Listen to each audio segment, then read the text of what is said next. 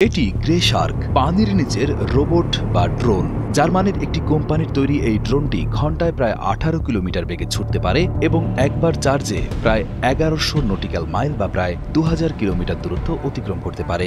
এই অবিশ্বাস্য গতির কারণ হল এটি অন্যান্য ড্রোনের মতো শুধু ব্যাটারির উপর নির্ভর না করে তার নিজস্ব হাইড্রোজেন সিস্টেম ব্যবহার করে। এটি স্বয়ংক্রিয়ভাবেই চলতে পারে এবং ইচ্ছা করলে ড্রোনের মতো নিয়ন্ত্রণও করা যায়।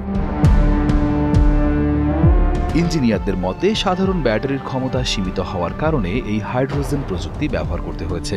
ইউরো অ্যাটলাসের সিইও ইউজিন সিয়ামনিজেভস্কি জানান, এই ড্রোনটি শুধু নজরদারি করে না, এটি সমুদ্রের নিচে লুকানো বোমা খুঁজে বের করতে পারে এবং সাবমেরিন বিরোধী যুদ্ধেও সাহায্য করতে সক্ষম। সামরিক বাহিনীর যা প্রয়োজন তা হল পরিসীমা, গতি এবং সহনশীলতা। তাই এটি পূরণ করার জন্য আপনাকে প্রচুর শক্তি বহন করতে হবে। তাই মূল চ্যালেঞ্জ ছিল কেবল পদার্থবিদ্যা। ব্যাটারি আপনাকে কেবল সামান্য দূরে নিয়ে যায়, তাই আমাদের নিজস্ব হাইড্রোজেন সিস্টেম তৈরি করতে হয়েছে।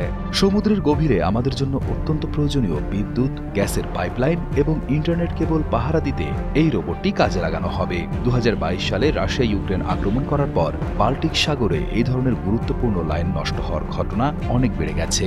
এই কারণেই এই নতুন ড্রোনের গুরুত্ব অনেক বেশি। এর বিশেষত্ব হলো এটি পানির নিচের ড্রোনগুলোর মধ্যে সবচেয়ে দ্রুতগামী। অবসরপ্রাপ্ত অ্যাডমিরালরা মনে করেন পানির নিচের এই ড্রোনের ক্ষমতা দ্রুত বাড়ছে এবং এ ধরনের প্রযুক্তি এখন ভীষণ প্রয়োজন।